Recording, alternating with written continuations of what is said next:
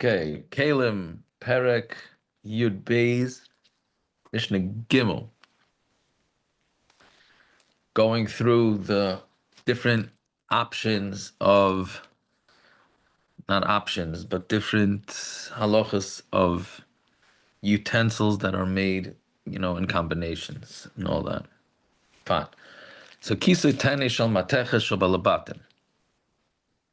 So a teni, it's a weird sounding thing. But basically, it's like a bucket that you put all your scrap metal and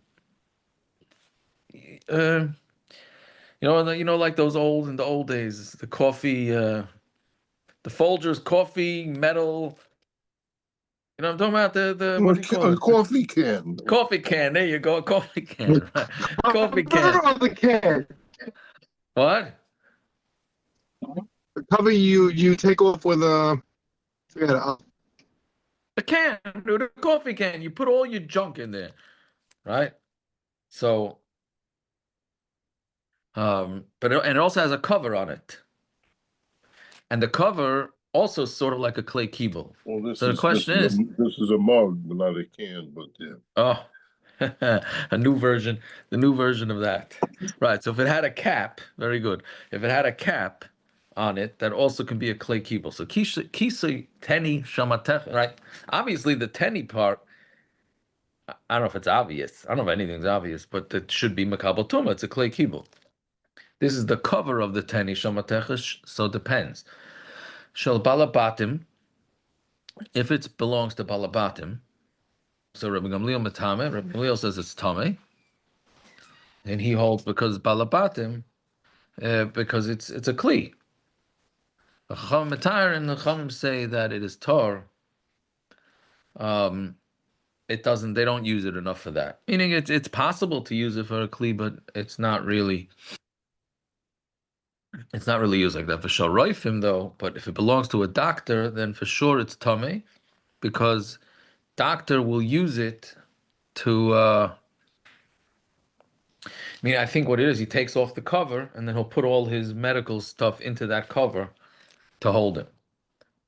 So therefore, for him, it's going to be tama. It's very interesting. Who would have thought that tuma is objective, right? Depending on who owns it and how they use it, that's what it's totally and how it's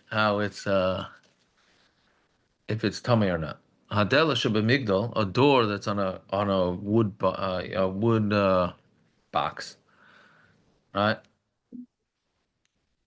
So shal balabatim tor. If it belongs to balabatim, it's tor, because they don't use it for anything. But shal roifim tameya. But for a roifa, it's tame, because the roifa would take off the door, and he would hang things on it and put things on it, like the other case.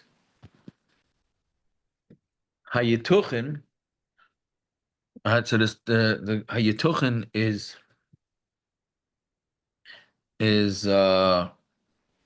and it's like some sort of holder, something that holds bowls. They're tame. Paprachin tahirim, but prachin, it's also some sort of holder, but it's used in an oven, so those are tahar. So the yituchin are tame, they're just a regular metal kli.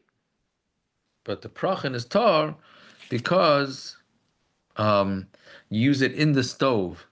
That's attached to the ground, and since the stove is attached to the ground, so therefore we say that it's not makabel tuma. I think, but again, I'm not sure.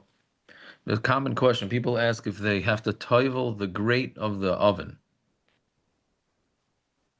right, or the stove top. So I tell them they don't have to. I'm pretty sure it's a B'Shem Zalman Arbach that says it. It's part of this big oven that's attached to the ground. So therefore, it's not makabel tuma. Or it's part of this sugya here too. Jacob, can I just, unless you don't have to, you could tell me, I could say a different time. Go ahead. This morning, I don't know if you were able to, when I was on mute or whatever, I was in my car. So when you said something that the Chafetz Chaim Paskin or Shlomo Zalman and so on, Chafetz Chaim Paskin over 100 years ago, things haven't changed in over 100 years. Like, why are we going to Chafetz Chaim's psak? I mean, nothing personal to the Chafetz Chaim. I mean, I'm based on what? On technology about the shaver you were talking about. I don't know anything about. Obviously, don't You know couldn't. anything You were about. muted. I tried to unmute you today, Yeah, and it wasn't working. I don't know what happened. Yeah. Yeah. So, I mean, No. his psukim from over 100 years ago. In the shaver situation, it happens to be the shavers only got worse, halachically, not better. That's what it sounded like. What, that it got worse or better? Yeah, it sounded got worse. That's what the way you was. I would think that I would hope the technology is doing something, right? Otherwise, those guys with the lift and cut are real scammers, let me tell you. No. What? Okay. Um, Just that we. I mean, we always the people that we quote as manazeh, their psukim are 100 years old already. yeah, Which is yeah. some things Taka you have to adjust. Okay. Yeah, it could change. You know what it could change? One of the other reasons the Chafetz Chaim, we didn't bring this up this morning. One of the other reasons the Chafetz Chaim says shaving is an issue with Beged Isha. You're making yourself look like a woman if you don't have a beard. I heard that. When you said that, you said that from yeah, you said something similar to that this morning. Yeah, so that reason changed, I think, right? Saying most men in the world do The shave. more that men do shave, the Right. different. Yeah, so that taka could change. Okay. So for Akra of Beis Habad, the Akra of a Beis Habad. So the Akra is also some sort of kli, and it's not part of the Beis Habad is a big wood beam that they used to put down on top of the olives, and they pressed it. Right? So Akar Beis Habad. So, but this was a kli attached to it. I'm not sure what it's the Rav says it's like a bent piece of metal, right? So Akar Beis Habad Tameya v'unkalisha b'ksalim tahirim, but a hook and the wall is tar, right? Because again, it's mechuber lekarka. So it's mechuber lekarka. The Beis Habad is not connected to the ground, the olive press, but the unkali and the ksalim is tahor. All right, Kelim Perek Yud Beis Mishnah. Let's just do short, so we'll do Mishnah Dalet. Masmer Hagora Tame, the pin from a blood letter, right? Meaning a nail. Masmer is really a nail, a pin, whatever the thing that he busts the opening in the skin, right? So Tame, a needle, right? Is that what we said? A needle, right? That would be. Vishal Evan Hashois and the metal part of a sundial. Those are tar, right? Why is it tar? Because it's not a kli. None of those things are kli. I mean, it's just what's a needle? A needle just pokes a hole in the skin. Rabbi Tzadok metame, but Rabbi Tzadok says it's tame because lemaisa it provides you with something, right? It's a sundial, or it's providing you with a hole in the skin. Masmer hagardi tame. So the needle of a gardi of a weaver is also tame, right? Even though it's attached to the spool, which is not tummy, but the metal part is the main part of the kli, so therefore it's tummy. Va'aron shel grosses. If you have it's an aron, a box that belonged to the people that did grosses, means from beans. Then they grind up from the bean grinders, right? Rabbi Tzadok matame. Rabbi Tzadok says tame. That's your coffee can again. We're back to it's what gets the coffee into the can, right? That's the grinder. Yeah. So Reb Tzadok is matama. This is, by the way, it's a very common question. Do you have to toivel a coffee grinder? Right. So all these shilas, I mean, we think that all these shilas tumentar, they come up a lot in Hilchos Tfilas Kelim. They do, right? For Aron Shel Grossos. So Baruch Hashem, we have all the kashrus agencies that did all this legwork of learning Mishnayos Kelim. We just look it up and say, oh, no, you don't have to toivel, you do have to toivel. But now, I don't know if it's fortunate or unfortunate, we're learning the reasons behind the psukim. Right. So orange shel grosses. So if it's the box of grosses, Rabbi Tzadok matame, Rabbi Tzadok says it's tummy. Chacham matar, and Chacham say it's tar. And the reason is, If it's a wooden box, it's not meant to be moved. Right? Same thing with the oven. It's a big Well, these things, it huge depends if they're full or not. No. metal box.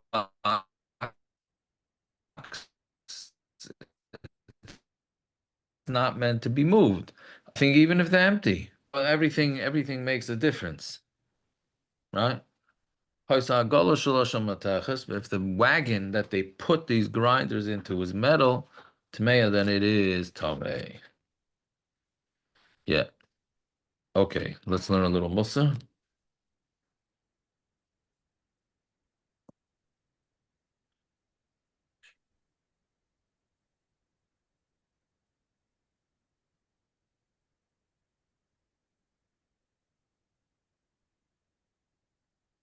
Vashenis.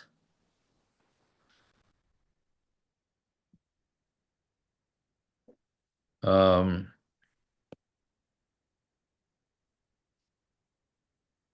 this is talking about why you're supposed to have yira from Tamid Chachamim. Vashenis. We're in Shari Tshuva Perek Gimel Kuf Nun Vav. Vashenis ki hayira mehem siba liyira shemayim. Fearing them, the Tamid Chacham is siba to have yira shemayim. Ki v'yos devreim nishmayim miderach yirasam. Because when their words are heard, when you listen to them, because you fear them, haloyheim yoiru v'yadrichu esa'am liyira es Hashem ha'nikmar v'anoira. That's going to teach the whole nation to fear Hashem ha'nikmar v'anoira. V'nemar v'yira kol ha'am ba'oid es Hashem v'es Shmuel. And Hashem and Shmuel were very feared. V'chein b'chlal ha'pikoros ha'emer. And the same thing b'chlal ha'pikoros ha'emer ma ha'ilu loy ha'loimdim b'limudam. And ha'pikoros says, what are they gaining from what they're learning? Right? Hayesh davar sheyomer re'ezeh chadashu. Is there anything what they're going to say? Look, this is something new. Me'olam loy hitiru lanu es kol oirev v'loy asru lanu b'nei yaina. It's interesting. This week's parsha, right, with Noach. Has he never allowed us an oirev and not and a yaina ve'ela anashim gam lo yodu gam lo shamu gam lo pischa oznam al taelos hanimtzais be'esek haTorah. They never understood to know what it means to just learn Torah. Because of this, the Torah is low in their eyes. And they're rebelling against the Or Ma'alasa. They have no chelik l'olam haba. Al kein nischayavnu l'lamed b'nei Yehuda ha'toyeles ha'nimtzes be'esek ha'Torah. I hate to say it, but this is the hot button topic in Eretz Yisrael now, right? It's our chiyuv to teach the Bnei Yehuda the tayeles that you get from learning a Torah. V'kosum miktsasam b'sharei Torah be'ez Hashem, and we wrote some of it in the Shara Torah. L'man yichsefu halavaves l'Torah, so that their hearts will desire Torah. Basher ein koyach behem lilmoid yedu hadar chvoid esek haTorah. And those that can't learn, at least they'll know of the chashivas of the Torah. B'yizku b'yidiyasai, and then they'll have a schus that they even are aware of it. And they will not lose their nefesh from olam haba. Right, so that's what he's saying. That's another reason to teach the apikorsim to the chashivas of Torah.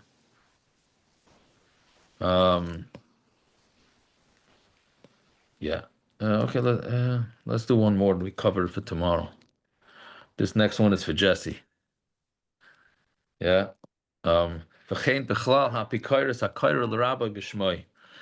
who's an apikoros is if he calls his Rebbe by his name. V'amru, and they say, Kisibas ma shenenash gechazi, and the reason why Gechazi was punished because he called his Rebbe by his name, Shenemar Zois Ha'isha V'zeh beno asher hechya Elisha. This is the woman, and this is her son. Who Elisha is the one. That's what Elisha made them. Tchias Amesim. So that's But what Kechazi. What? does this count for Shemi son-in-law, or for the shul that you sometimes speak to on Friday nights? Yeah, yeah. So maybe Rabar? this should be something that you put out tomorrow. Yeah, I don't know. Maybe. Rabar, you have a very valid point. Right? We would discuss. Yeah. When was we were discussing? It was in the morning, Chabura. Yeah, yeah. Yeah, we were discussing about how names of yeshivas go with the last name of the Rosh Yeshiva. Right? Talking about Prager's? That's one of them. Some yeshivas go by the first name of the Rosh Yeshiva. Right? So whatever. Which is worse? The ones that go by the first name usually say Rav or Reb in front of it. Not always. Ramatal Dick. No, I don't think. Do they say Reb there by him? I think. You think it's just a Matal Dick? I think it's a Ramatal By Dick. who? Ramatal Dick. I don't even know what that is, bro. He's right near your favorite shul in Muncie, his yeshiva. Okay. Whatever. I don't. It could be they do call it Rev. I don't know. Either way, it's not for us to judge anybody, but I think you're saying good for whatever that's worth.